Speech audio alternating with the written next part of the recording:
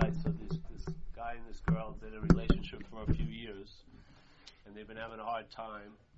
And the girl comes home and says to the guy, "I'm leaving," and he says, "I'm coming with you."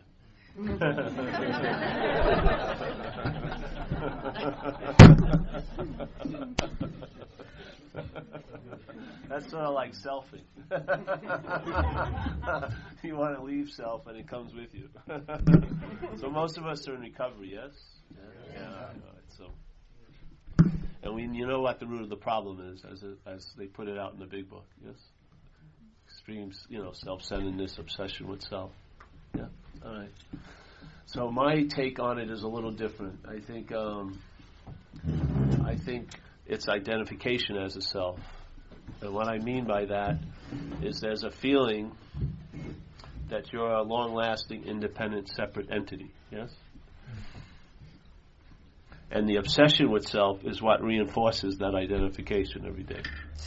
So let's say I'm out, I paint houses sometimes when I'm not doing this, and they say you have 70,000 thoughts a day going through your head. Maybe you're aware of about 4,000 or 5,000 of them, but 70,000 thoughts a day. So let's say if I walked in this room, for me to do my job, it maybe takes about 14 thoughts. Yeah, I'm never surprised. There's usually 4 walls, a ceiling, some doors and some trim. And, maybe I have to think about where I'm going to go eat and stuff like that. But what are the 69,984 other thoughts doing? Yeah? What are they doing?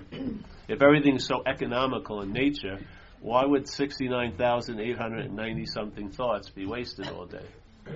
And then if you look at your thought system, and I'm talking about the thoughts that you're hearing in your head, if you just look at it somewhat objectively, and see where the value of that system is it in this moment or is it in the past and the future?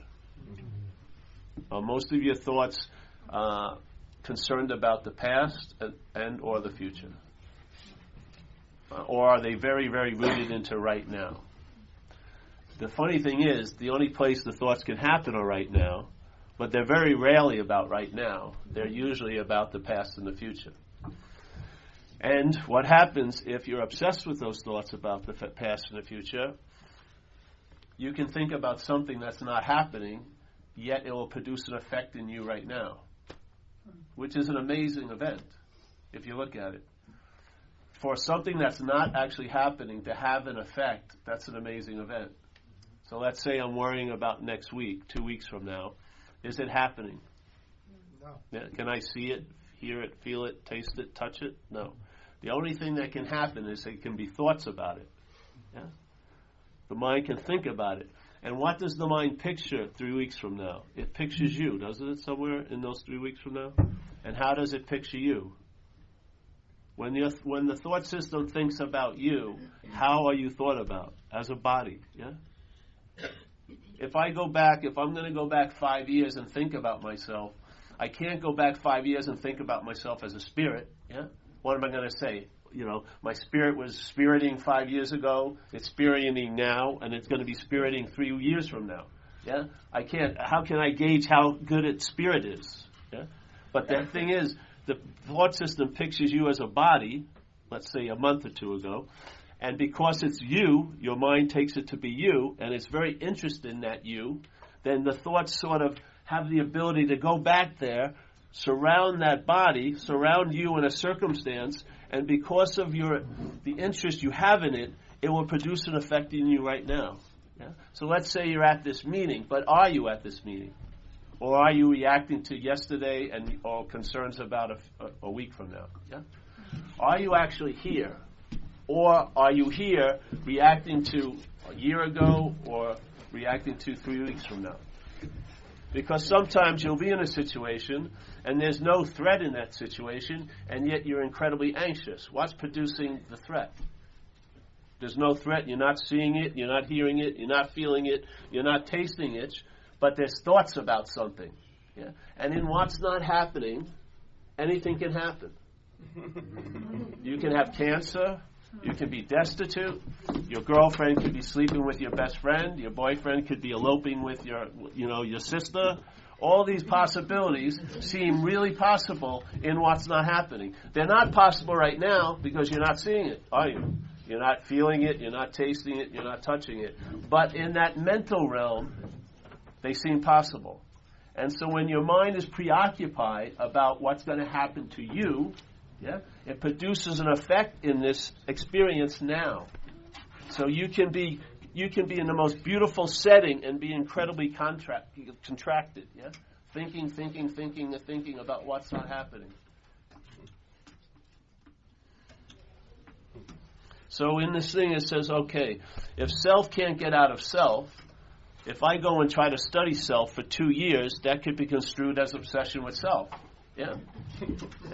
So every time I'm trying to get out of self, it could actually be seen as a form of being in self. And every little doorway that says says exit, it's actually just another entrance into selfing. How many maps to the escape route have you bought in your life? And where do you end up?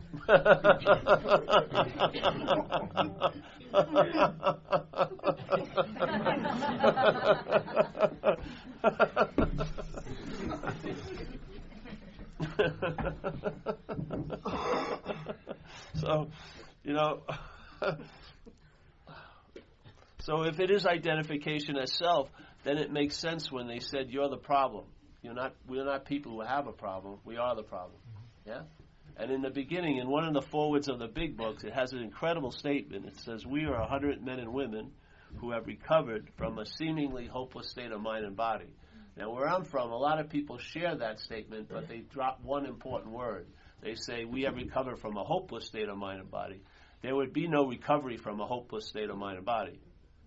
If it was truly hopeless, there would be no solution. And then the logic of your insane mind had some value, because why not get fucking high? Really. But it says seemingly. And if you look in the the dictionary, the definition for seemingly is that it appears to be true or false to you.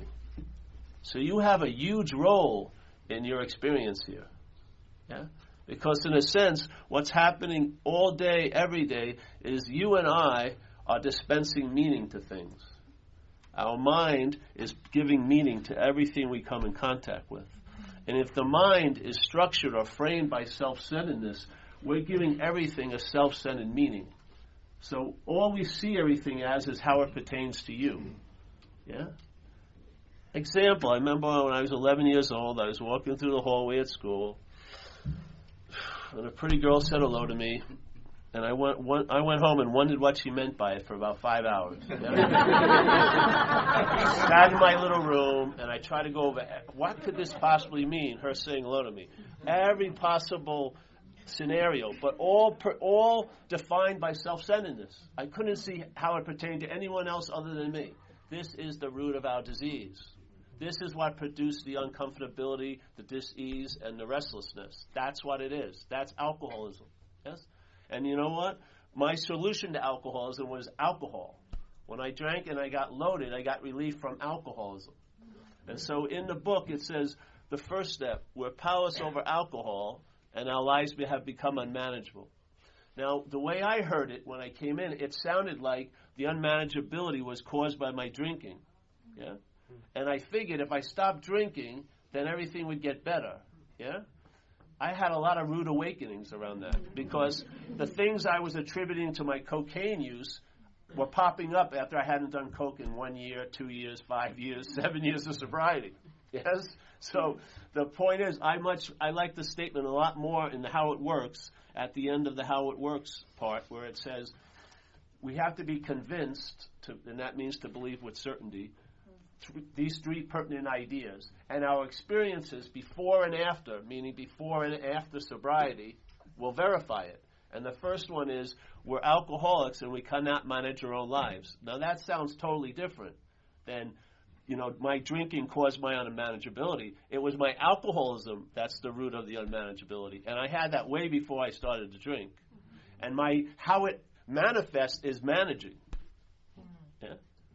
By my wanting to play God all day, that managing is what makes my life unmanageable. We're not managerial quality, Really. And the evidence is there, like tenfold. So when you start getting the clarity of the problem And the best way is when you start really feeling the relief from the solution. You get to see what the problem is. And my experience is it isn't me. See? It has a very clear statement in the book, very, very clear. In the fourth step area, it says, being convinced, again, they like to use that word convinced. It says, being convinced that self, self, manifested in various ways. So you're going to see it just like it says, fear will produce 100 forms of itself, self, all this shit. Well, self, manifested in various ways, is what has defeated us. He's separating the two. Us, meaning us, aren't self. Yeah? So self, manifested in various ways, is what has defeated all of us.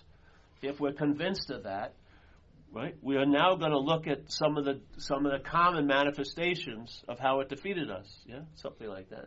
And the next paragraph is resentment is the number one offender. So if you look at it through this way of seeing it, one of self's expressions are resentments. Yeah. In other words, when alcoholism has your mental system, has it hijacked, it's infecting the way you think and how you perceive, you're going to see threats when there aren't any threats. Yes? You're not going to be responding appropriately to what's going on because you're not seeing what's going on. You're seeing an interpretation of what's going on from a very, very sick perspective, an extreme obsession or identification with self. Yeah? So it says, being convinced that self, manifested in various ways, is what has defeated us. And if that's so for us, we'll now look at some of its common manifestations. To do what? Why would you want to look at the manifestations of the defeat? Because it's a seemingly hopeless state of mind and body. It's only appearing to be true or false to you. When you have eyes to see, you'll see you're not that. And that's the beginning. That's the beginning of not getting therapized around it, not getting being able to have a 6-month-long relationship that works, or not flipping out at the next picnic, but a radical freedom, not for self or as a self, but from self. Yeah. In the identification as self, then we are the problem. And this is the good news, because at that same point, you're the solution. Because if you see through the identification as self, that's not the problem anymore. Yes? If I'm identified as self, and it's like a parasite. It's a damn fucking parasite. I've seen it. And if you've ever had some months where you haven't been under it, and then it comes over you again, it's like a possession, isn't it? I've seen them for a few months, they're light, their eyes are brightening up, their face is cleared up, and I can tell they went out the night before. All dark again, dull, and that ravenous look is on them, And all the ones who are taken over, they have very similar characteristics, because it's one parasite that takes all these hosts over. All of us have been hosts to the parasite of alcoholism. That's why when we come to a meeting, and in AA, most of us were in a thick shell of terminal uniqueness. I truly believe no one thought like I did. No one has felt like I did. Get the violence out, No one had done the heinous things I did. And then I go to AA meetings and I listen to people share, and after a few months I could only come to two conclusions. How did these people get my thoughts or my feelings? Yeah? Or they're not my feelings. They're not my thoughts. They're being generated by the same parasite that took you over, has taken me over. That's why I identify with you. I don't identify with who you are. I identify with what's taking you over, because I've lived under the same tyranny. And this is why we get together, and it's the weeds that is the solution, because that's how you wake up, by sharing about it with another alcoholic, and then you see the commonality, and then your mind can make a leap. Hey, I may not be that. If you're that, you're that, you're that, you're that, you're that, and I'm thinking I'm so that, you know what I mean? Then maybe that's not that. Yeah? And what happens if I start seeing it as a foreign installment? If you can entertain the possibility you're not that, the next thing you can entertain is you can be free of it. I mean, radically free of it. Like they talk about on page 84 in that area, where you'll cease fighting everyone and anything. And that will be an effect that occurs with no thought or effort on your part. You'll be placed in a position of neutrality to a point where the problem will not exist for you. And if you've lived under alcoholism and something could demonstrate that it doesn't exist for you anymore, I'd get down on my freaking knees and honor that.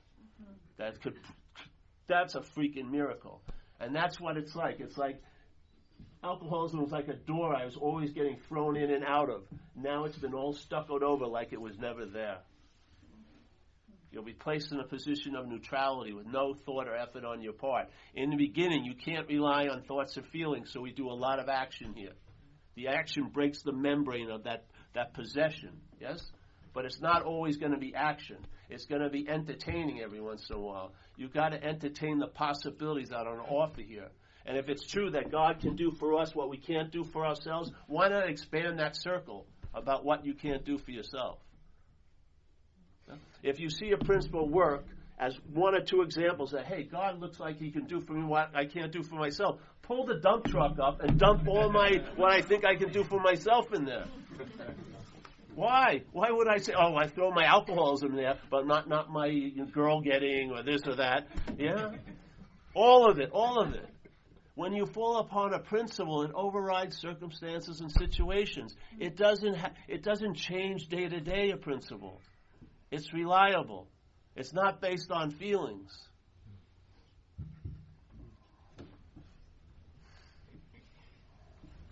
So then you look at the fear. It says in the book, we made decisions based on it, meaning fear, and it set off trains of circumstances that bring us misfortune, that we feel we don't deserve. So what happens?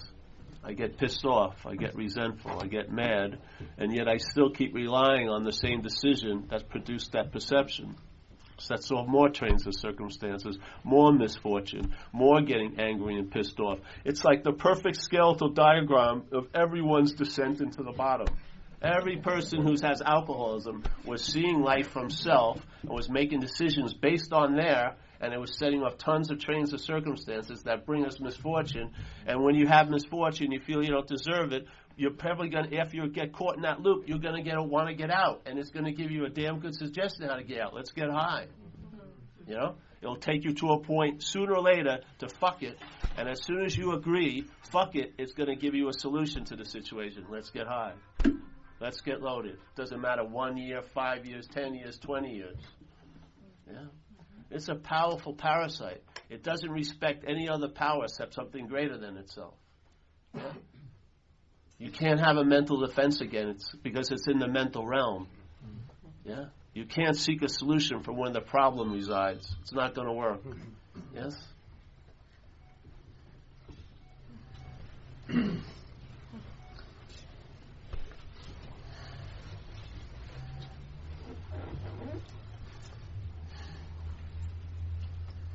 So when you do the inventory, what do you see? You see how self defeated you. And then you start entertaining. How does it have so much ability to defeat me? It must be sitting on a very high level in my life. Yeah, it's taken itself to be you. Every time it walks into a situation in your life, you just say, hi. Hi, me. And fucks this up, fucks that up. And then you're also worried about what's going to happen to you. The heist has already occurred. It's just using you for transportation. And then when the shit hits the fan, it's conveniently not there, and you take the rap. Yeah. You're the one that's in jail.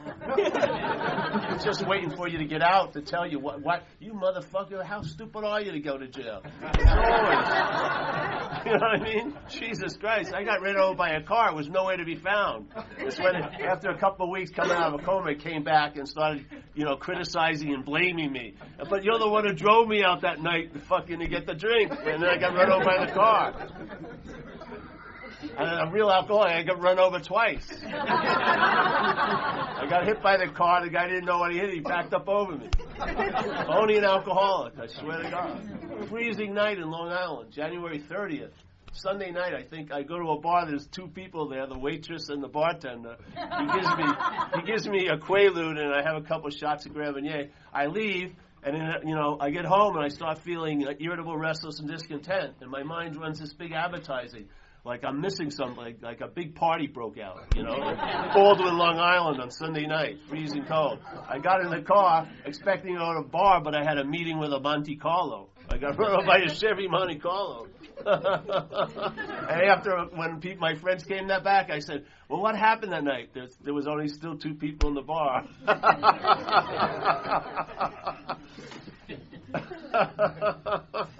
It's a form of slavery. It's a form of slavery.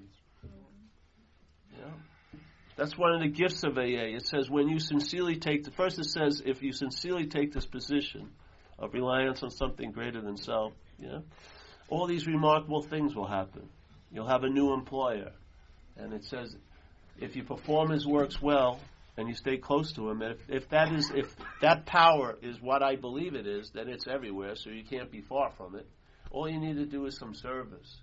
Because the service is like priming that pump to get out of oneself so you can sense what it feels like, not to be up the ass of self, so that you can recognize it and honor it when it's available, so that it starts staying in your life, and then the transfer from that failed system to a better way occurs. You leave a failed system and you move to a system of trusting something that's infinite. It says it so beautifully in the book, right at the fear inventory. It says, why are you in so much fear tonight? Why are you in so much fear today? And if he would have let us answer, the book would have been about 3,000 pages, But he says, period, isn't it because self-reliance has failed us? So every fear, if you follow it back to the root, it always goes back to a reliance on self. And then, if that's the truth, if self-reliance failed you, not just that one Monday, but every Monday, every Tuesday, every relationship, every this, every that, you've got to come to the conclusion it's a failed system. It's a dead horse. You're not going to resuscitate it. It's finished. Get up. So it says, all right, this is why all the fear is there. What would happen? It says perhaps there's that better way. If you could trust something infinite rather than your finite self. It doesn't say it's your finite self. The your is a very nice word because it symbolizes that there's a sense of ownership or a claiming or an identification with it. Your finite self. It's not the finite self. If you saw it as the finite self, you'd be free of it. When you see it as your finite self, you're enslaved by it. When the identification is in place, every thought, which most of them are basically alcoholics in our heads, every one of those thoughts is not seen as an alcoholic thought, it's seen as my thought. M-Y. And if you want to see the difference between a thought and a my thought, look at the word money, look at the word health, look at the word sex. It has a hit on you. If you don't have any money, it may mean a little more than someone who has money right now in this room. But let's add some weight to it instantaneously. My money. My health. My sex. Incredibly different, Thought. Just a thought. Comes and goes. Alcoholic thought. Seems to have a little more heaviness. Why? Because it has a lot of my. My thought is claimed. It's not allowed to let go. It comes into an orbit and it circulates around you fucking all day. It's like living in a room of flies. They want to get out, but all the windows are closed. It's not the flies. You're the gravitational pull. It's the my. It's the identification of self which is keeping those thoughts seeming so illuminated. You'd lose interest if you realize the thought system. Let's say someone that you know is flipping out about what's not happening. I hate when they come over. I do. Because then they start talking about, what are you going to do about what's not happening? What can you do? I'd rather do my laundry in 5 minutes. Hey, let's take a walk. Oh, no, I want to talk about what's not happening. You're bored stiff, like in a minute. But the same stuff is going on in your head, the same exact thoughts. But when you see them as their thoughts, you have immunity. When you see them as your thoughts, you have no immunity. You can have someone totally flipping out, totally flipping out about what's not happening, yeah, and sitting right next to you, and it doesn't leap on you, yeah, it's not contagious. You know, you can basically be totally oblivious because it's actually not happening, yeah. But to them, it seems to be happening. It's appearing to be true or false to them. How does it appear to be true so much? Identification, yes. If you're having trouble with thoughts, then look at the first one. I'm the thinker of them. If you could just see, am I the thinker of these thoughts? If you could just entertain the possibility, allow a pause to occur for some space to get in between you and that, then you would start getting downloads about they're not your thoughts, and you'd lose interest in them. And after a while, you wouldn't be navigated by your thoughts. They'd be helping you to do jobs and doing this and doing that, but they wouldn't be doing your psychological, sketches all day. They wouldn't be talking about how bad you are. You would have an immunity to it. It would be like K-Paul was down, the volume. You'd hear it, but you wouldn't listen to it. And that's the freedom from the bondage of self. The bondage of self is a daily activity. It's not like something happened 20 years ago and you were like branded as bonded to self. It's an activity day in and day out, yes? The thought system is constantly implying or inferring or assuming or pointing that you're the doer, you're the haver, you're the feeler, you're the thinker. Yeah? It's constantly assuming a role it actually doesn't have. It's usurped. You know in AA they talk about conscious contact. Yeah? I have a different idea of conscious contact in a way. Right now there's spirit or awareness that's enlivening our senses. Yeah? Let's say right now you're seeing, and let's say you passed away. That eye would not be seeing again. But you could take that eye out of your head and put it in a live body and it would facilitate seeing. Yeah? It's not the eye that sees. Something that's enlivening us gives like life to the machinery, and then consciousness or spirit experiences this place through 5 senses. Seeing, hearing, feeling, tasting, touching. And the 6th sense, you hear thoughts. Yes? Now, if you look at what happened when you were a kid and you weren't in an abusive situation, consciousness was flowing through a lot of those gates. You were seeing a lot. Remember, feeling everything. I was just with my friend's kids, and she had food that was meant to be eaten, but she was just going like this, squishing it around and like this, and really getting into it, smelling it. And the kids always want to put everything in their mouths, yes, and this and that. As we grow older, when the self gets developed, it all gets sucked up to here. So you're like those dogs that have manes, they put those little plastic cones on them. All you're conscious of most of the day is up here. When have the last time you felt something? When do you notice sounds? When do you let something capture your vision, like a flower or something, instead of being on that treadmill of moving to the next moment, looking for what you didn't find in this moment? If you didn't find in this moment, it's not in the next moment. It's a slavery. And alcoholism is just an extreme subdivision of self-centeredness. Everyone is formatted with that point of view, but we're an extreme example of it. Yeah? The original addiction to me is the mind, the conditional mind, addiction to the idea of being a self. And because it can never be that desire is thwarted, so it needs relief from that thwarted desire. So it shoots dope, it's fucking after dope, it's pornography, or whatever it may be, shopping, or da-da-da-da-da. The mind's constantly leaking because it's unsatisfied. It's not happy. It's not content. It does not have the ability at this moment to entertain peace and no serenity. Yeah? It's not, don't worry, it's not. That's a sound, see? Conscious contact. Conscious contact. Now your head will say, I didn't want to hear that sound. But which came first? Your opinion, I don't want to hear the sound, or the sound? The sound. Consciousness is what's living here. The idea of you is a mental interpretation after the fact. Yes? We're missing square one, and we're starting our life on square 3. At one point in our life, we were at square 1 when we were kids. And in square 1, there was a lot more wonder and awe than at square 3.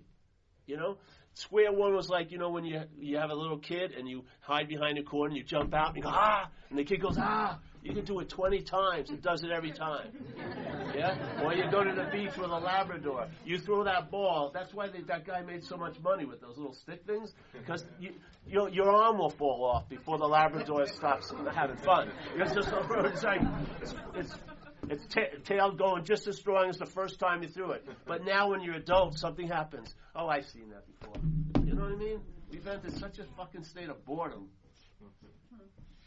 We're like doled out to such an extreme. I got to do a shot of Coke in my throat, my neck to feel like I'm alive. You know what I mean? Seriously. That's an extreme solution to an imaginary problem. It is. It's a very extreme solution to an imaginary problem. And it brought a lot of consequences.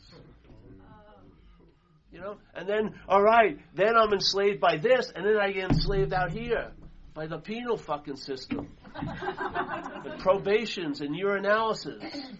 And fucking having to go to court every month for something that I don't even remember happening. You become beholden to these mistakes. Like you're fucking chained to a stake. Yeah. This doesn't just bond you here, it bonds you everywhere. Cripples your body. Destroys your organs inside. This parasite is a hostile parasite. It had to have an incredible strategy to convince the host to allow it to stay there. If a big bug flew in this room right now, what would you immediately do? Knock it off, yeah? There'd be no thought about it. If it happened 20 times, you'd still knock it off, like this, like this. This parasite, AA, alcoholism is such a hostile. Everyone who's been taken over knows it. It's not a benign, benevolent parasite. Yeah? When it takes you over, it is so fucking hostile. How could it convince the host to allow the host to stay inert, to let this parasite suck it dry? It's convinced us we're the parasite. It has ideas of us that we take to be us. Yeah? And it plays it like a fucking violin. And it riffs on it, and riffs on it, and riffs on it, and will bring you to the point of fuck it. And when you get to the point of fuck it, that's what surrendered is called in alcoholism. Fuck it. That's what it is. Yeah? It's like the reverse take on surrender is fuck it. Instead of surrendering, you're surrendering this way. Fuck it. So there is a solution. Yeah. From the solutions point of view, it's truly a seeming problem. It's unfucking believable. Its power comes from you believing in it. If that belief is extracted, it starts withering. It starts losing its effect to the point where the problem will not exist for you anymore. How could it have been so if it can be seen as never existing? It had to be based on your condition, yes? If your condition is good, like they say, if you have in a fit spiritual condition, you'll have a daily reprieve from that parasite every day, day in and day out, as long as the spiritual condition is fit. Yeah. Now, what would happen if you realize you are a spiritual condition? That would be, to me, the highest form of maintenance of a spiritual condition is to be one, because you'll be it all day. You won't have to go out to spiritual workouts. You can meditate, you can do this to improve your conscious contact, but don't believe you're not consciousness. You are the demonstration of conscious contact all day. How is consciousness having an experience here? Through your fingers, through the eyes, through the mouth, through the ears. Yeah. I had the experience. My Uncle Fred, I really loved him because he used to give me money at the relative parties behind his back. You know? Come, Paul, come over here. Slipped me $2, which was like a lot of money, So then he passed away when I was 9 years old. And my mother, we went to the funeral, and there was an open wake, and my mother said, let's go up and say goodbye to Uncle Fred, which I wasn't that excited about, but I went up there. And when I looked in, I had a huge hit. That ain't Uncle Fred. I saw the body that I was thinking was Uncle Fred, and I was probably making that mistake because I thought this was Paul. So I was just projecting what I thought this was onto him. But without that spirit, I had a very strong hit. That ain't Uncle Fred. Yeah, I was missing Uncle Fred the whole time. Yeah.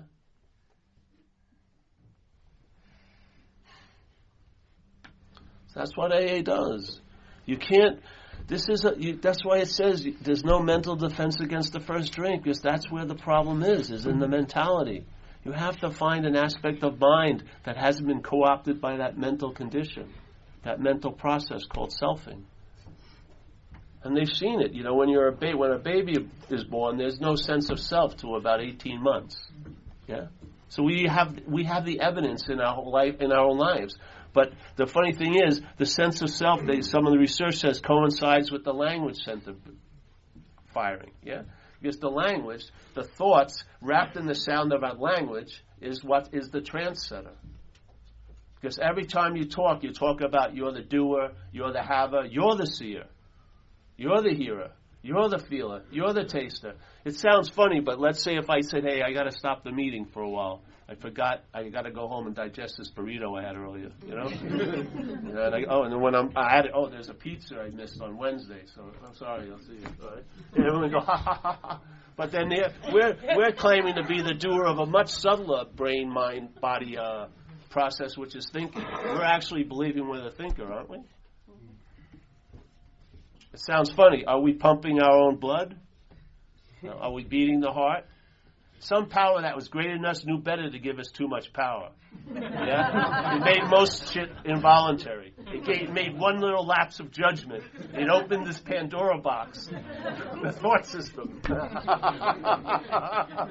And this crazy idea arose, hey, I'm the thinker. And then, how much guilt and shame did you have when you were 2 years old? How much guilt and shame was your behavior generating in you? I can't get out of it. This hair. How much guilt and shame was being generated by your behavior then? None. Because you didn't see yourself as the doer.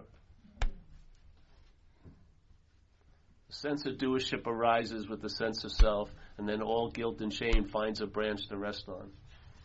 And then everyone believes they're totally into AA, but you read the first step. If you were powerless over alcohol, then that means when you drank and used, you had no say in the matter. Why then is there so much guilt and shame for all that behavior?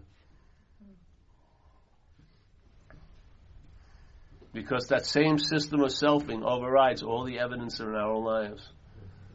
We know we were taken over, yet we still claim its behavior as ours. Yeah? We still claim the parasite's behaviors are ours. That's how strong the identification is. It's much stronger than an obsession. It can entertain tons of obsessions.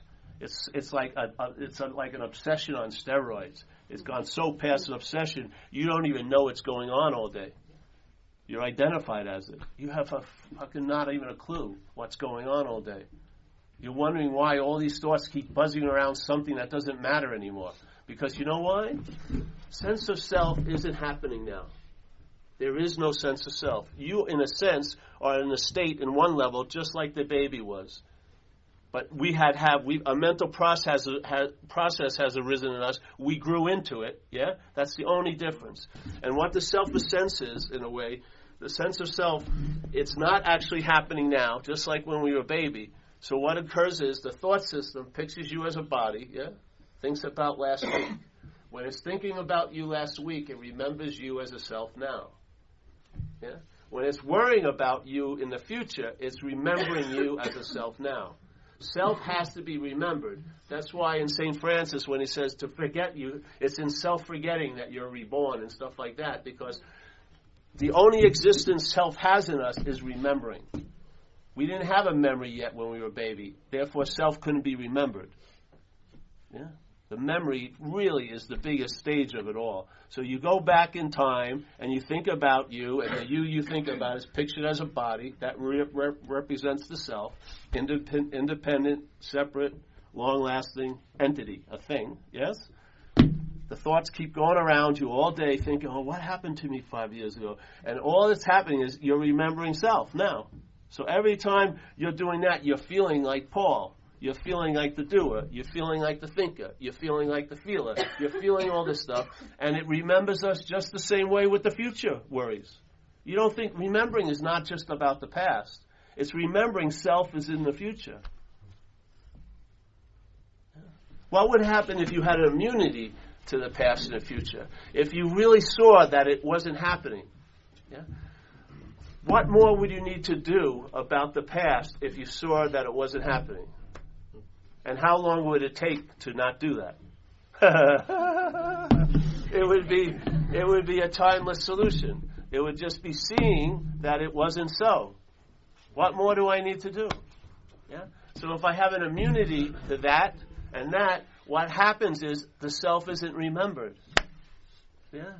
And that's the freedom from the bondage of self. And it can stabilize. Yeah?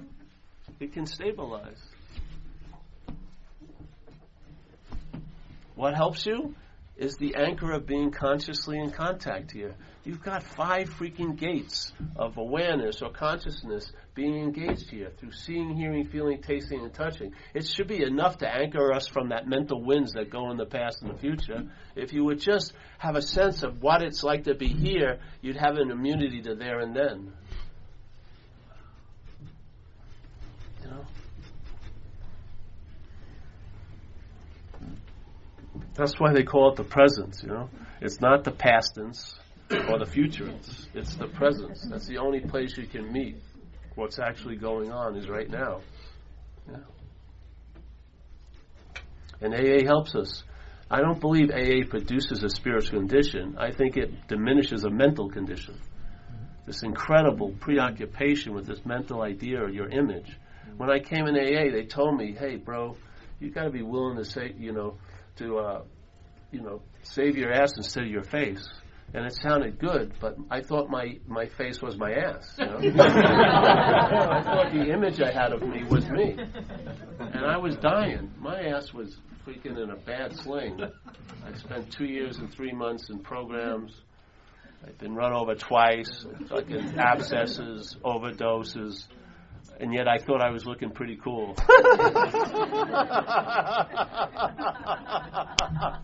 I thought I had it going on. So I had to have a spiritual anatomy class, you know. They had to point out to me what was my face, my ass, and keep reminding me. Yeah? But for me, the 12 steps and this whole thing we do here, because look at what we do. This is a manipulated pause, you know. You can be anywhere in the world, and your mind could get on this train of self-will, and it could be derailed by going to a meeting for an hour. I guarantee. How many times has it happened? You were getting a whole big head of steam. You went into the meeting, and you came out totally different. And what did you do? You had your ass in a chair. That's all. You just sat there, you paid attention, because there's a loving God expressing itself through our group conscience, like Tradition 2 says.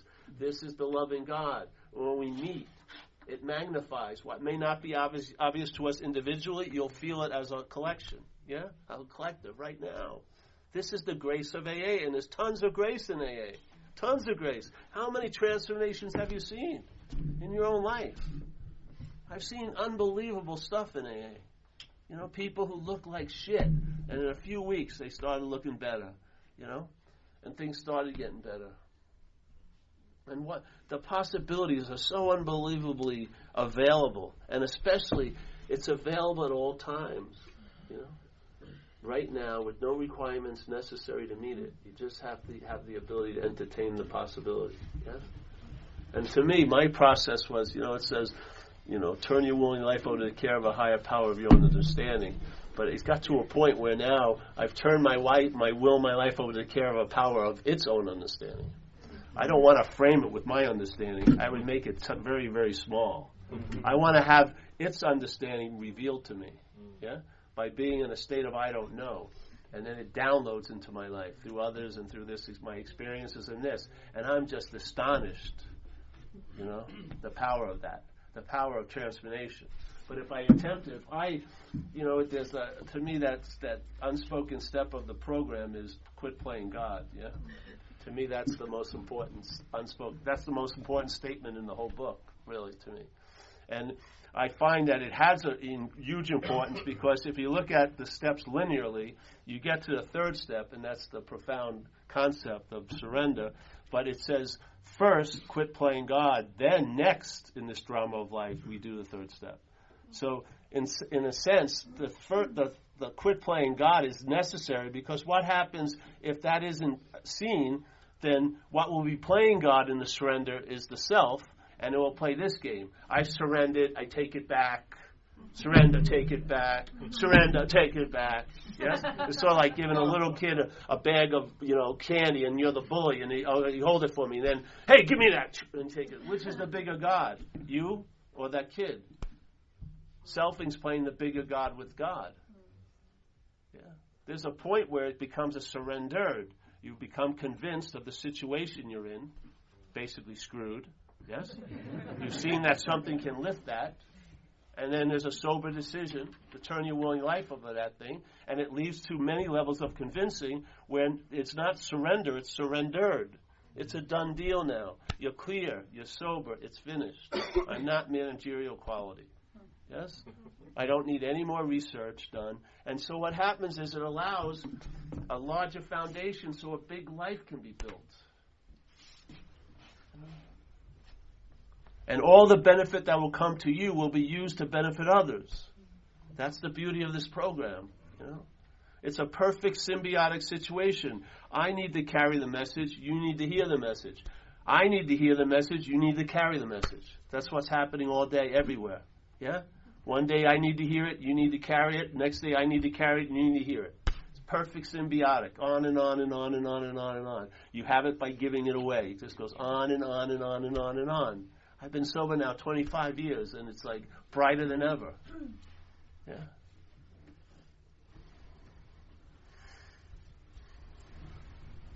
The sense of presence is like overwhelming. You can almost see it now. You can feel it in the room. It's palpable.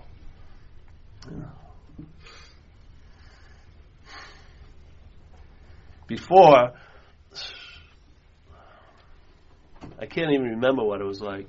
Thank God, but I know I would if I got loaded tonight. As soon as I introduce, abstinence is such a beautiful thing, because to me, alcohol was like a big dog that used to have the run of your life and your house. You had to clean up after it, walk it all the time, feed it. It bit people, it bit you, and then finally, thank God, it's asleep, and now you got the run of the house. You're crazy to, put a little bone on a string and try to tease it and see, can I do it? Because if it wakes up, you'll be put in the same position that you were in before. Yeah? It has no respect for time. You know what I mean? Like a guy I know in the city in San Francisco says it took him 19 years to get to where he is. He could lose it in 1 minute. Yeah, 1 minute. If he drank, he'd be right back where he was and worse. And it would be true. I've seen it over and over again. My first fairy princess in AA, she, I got sober my first year with her, and so she had 22 years, and then she started drinking. She didn't tell anybody for a while, thinking, she could get away with it. But the dog woke up, got unruly, and and then she couldn't get sober.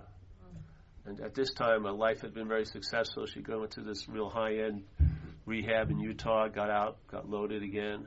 She's been going in and out now for 2 years. And the thing that she's lost the most is that access, that sense of that power that she became too familiar with. It was so always there. She thought it was always going to be there, which it is, but she's not now. She's caught in that mental wind tunnel of there and then. She can't locate herself here that's where that power is. There's no higher power in the past or the future. It doesn't exist in that higher power realm. That's a mental structure, a mind made up time. Yeah. The higher power is not of time. You're not going to meet it next week. It's here right now. This is where you always meet it. And no matter whatever you think is going to, if you're waiting for it, whenever you arrive there, it'll be here anyway. Yeah? That's one thing that never changes. It's always here. Yeah? Whenever you get there, it's here, isn't it? After a while, you get there so many times, you realize it's always been here. That's the good news. So you'll stop putting it off, because if you start looking for it, you'll miss it. If you're looking from it, you'll be engaged in it. Yeah? So there is a solution. From the solution's point of view, it's really, truly, it's the highest level the disease can reach is appearance. It can appear to be a hopeless state of mind and body, but it isn't a hopeless state of mind and body. It can appear to be the end, but it ain't the end. It can appear to be you, but it's not you. Yeah? And that's where when you see it from the solution, you see that it's imaginary. Yeah? This is how beautiful it is. When you see it from the solution, you see that it's imaginary. And you know what gets thrown out also? The solution, in a way. It's so economical, not 1 ounce of extra weight. It would take a little bit of a pocket to carry the solution. You don't even need that, because you are the solution. Just like you were the problem, you are the solution. Yeah? So, any questions tonight? I could keep going. Let's see. I've been talking. I just came from Toronto. Done about, so many talks, 4 to 5 days. So I'm a little fried out, but that's my story. I won't hold on to it. That's the whole story anyway. I'll get rest.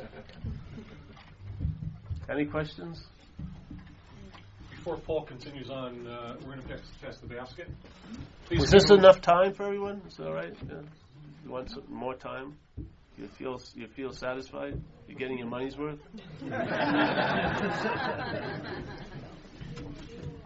I just want to remind everybody to keep in mind that this is not like sort of a $1 collection kind of thing. We're going to be taking the collections that pay for Paul's expenses for traveling here from California and all of that. So please give what you can. And I think we'll go back and forth on this side and then come back and forth on this side. So and we're going to have another one tomorrow night. Yeah. Can explore it. I don't know. We can do something Saturday if you like. In the afternoon or late afternoon, maybe. How's that? 4 o'clock. Yeah, something like that. If you want to do that. And this just in, we didn't have it scheduled, but Paul's going to be back here not only tomorrow at 7 o'clock, but also Saturday from 4 to 5:30. So we'll meet here again on Saturday, as well as tomorrow.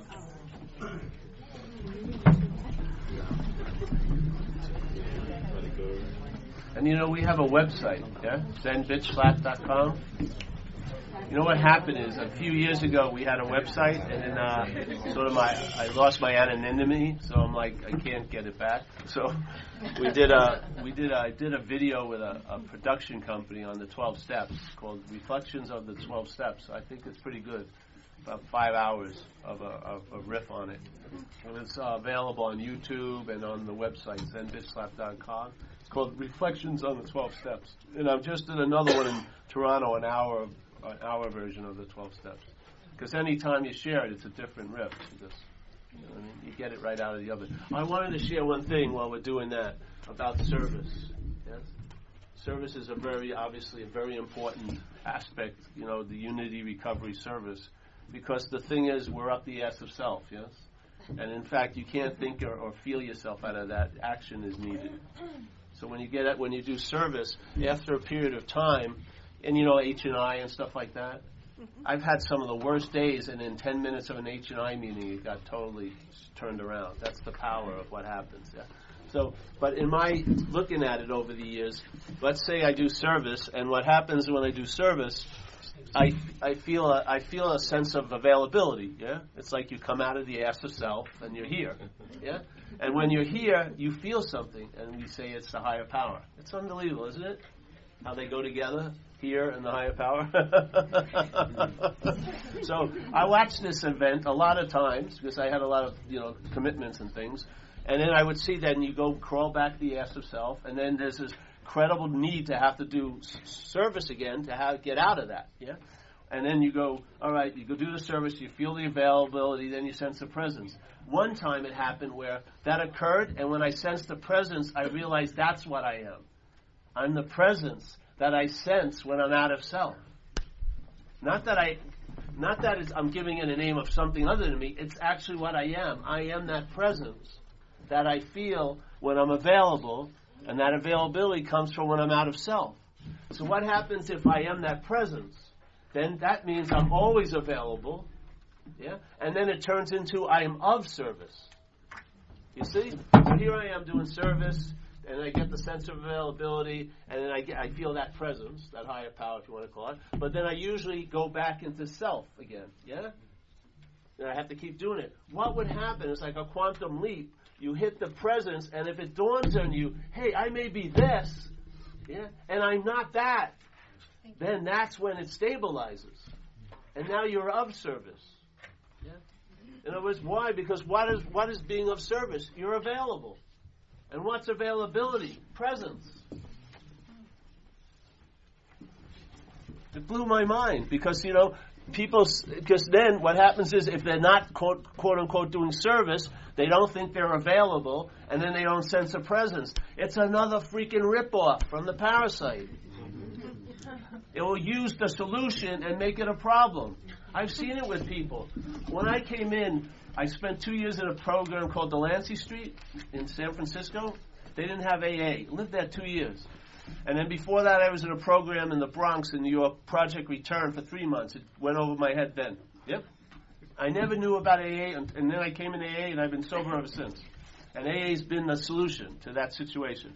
But now I meet a lot of people that's their selfing has made the solution a problem. They keep going in and out. They never have a bottom anymore. As soon as it gets bad, they rush into AA for a week or two, but then they're back out again. It's unbelievable. This can take a solution and make it a problem. And I've seen it done to AA quite a lot. Yeah. They don't have the bottom, and to me it's doing people a disservice to keep them from their bottom. Yeah. The bottom is the greatest teacher. So here's the people come, shit's hitting the fan, they stop, and they go in AA, go to a meeting, get a commitment, and then the slightest little feeling comes over and they get loaded again. And they've been doing this for years. And to them, it's quote-unquote successful. Yeah? There's a guy I worked with. He had 9 years, and then went through throat cancer. And he did really good. But I think a lot of people in AA gave him a lot of advice, and he was tired of hearing all the shoulds he should be doing and everything. I don't know what, but he picked up some kind of attitude about AA. And then he calls me up for lunch, and I meet him, and he says, he tells me he's been drinking for a little while. And he says, hey, it's been pretty successful. Like nothing's happened and stuff like that. I listened, let him talk for a half hour. Then I asked him, I said, well, how much did you think about this lunch date with me? Yeah? To break this news to me.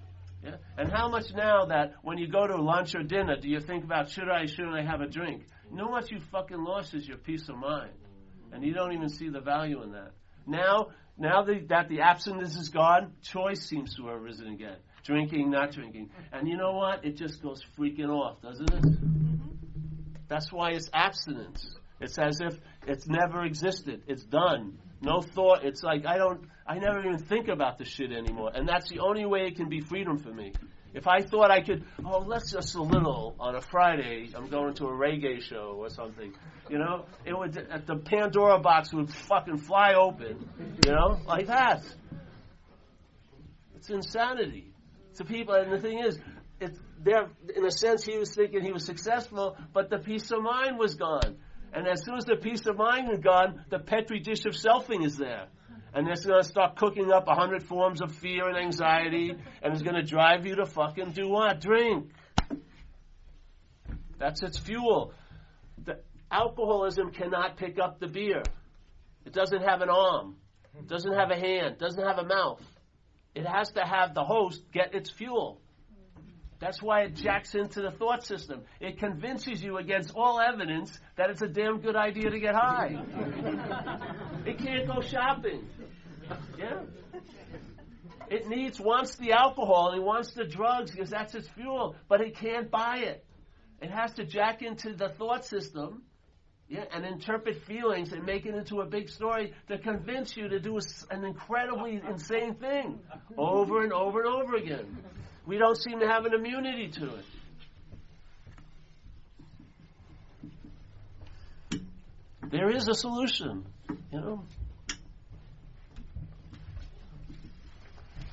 How do I know? I've been experiencing it. The sense of the irritability, restlessness, and discontent has been flipped over to somewhat pretty good ease and comfort most of the time. Yeah? That's the norm now. And it's stabilized for years. What more proof and what more pudding do you need?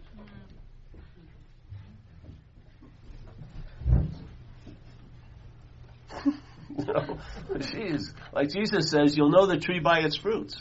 You can't see the tree, but when you see the demonstrations, when you get the results, follow it back to where it came from. And the most natural thing to do is honor it and be grateful for it and pass it on, because that's how it keeps going. You know, you can only have this by giving it away.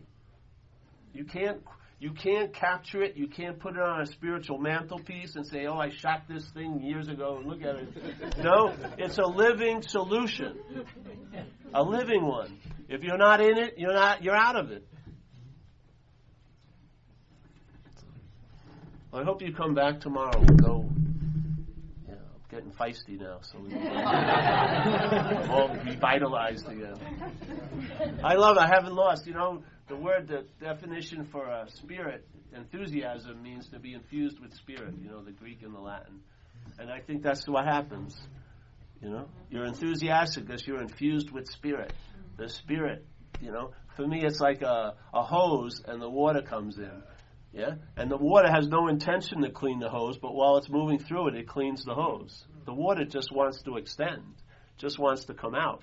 But while it's doing that, because it's so incredibly benevolent in a way, it cleans the hose it's moving through. If you choose to be the hose, that water is going to come through. If you choose to put yourself in a position of service, you'll be used. Yeah? It's not like the message is more important than the messengers. Sobriety, establishing in this freaking place, is more important than you and me. Yeah? And it wasn't available till 1935. And there's tons of grace in this program. Yeah. So,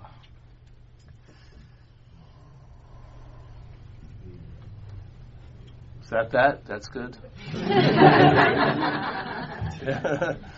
Can I be let go now?